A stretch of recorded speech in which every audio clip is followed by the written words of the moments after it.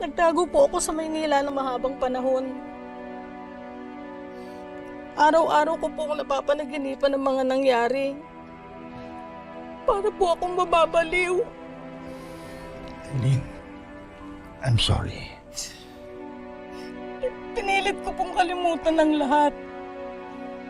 Lumipas po ang mga taon. Naging okay po ako. Pero naipangako ko po sa sarili ko. Hindi na po ako babalik dito. Ayoko na po talaga maalala yung mga nangyari. Bukod po sa hindi ko po kayo kayang harapin. Malaki po kasi ang kasalanan ko sa inyo eh. Anong kasalanan?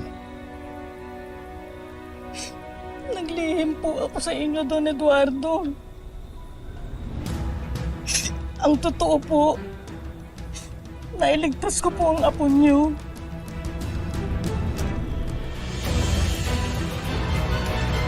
Nagtago po ako kasi natakot po ako eh. Pero, tama po ang kutob niyo. Buhay po ang apo niyo. Buhay ang apo ko. Buhay si Eduardo Jr. Bakit ngayon mo lang pinagtapat sa akin yan? Dapat noon mo pa sinabi sa akin yan para nagawan ko ng paraan. Bakit ngayon mo lang sinabi? Ilang taon na nakalipas?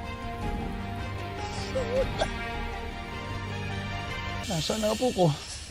Nasaan siya? Nailigtas ko po ang apo niyo. Binala ko po siyang ilayo sa lugar na yun pero hindi na po kinaya ng katawan ko eh. Nawalan po ako ng malay. Nang magbalik po yung ulirat ko, wala na po siya sa tabi ko. Pero sigurado po ako, buhay na buhay po ang apo niyo. Pasensya ka na sa akin, Eileen. Naging emosyonal ako. Wala kang kasalanan. Biktima ka rin.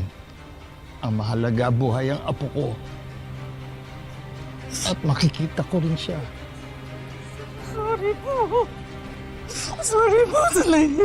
Patawanin niya po ako. Sa barangay Liwayway po, Pinarambo. Ilang bahay na rin nasusunog.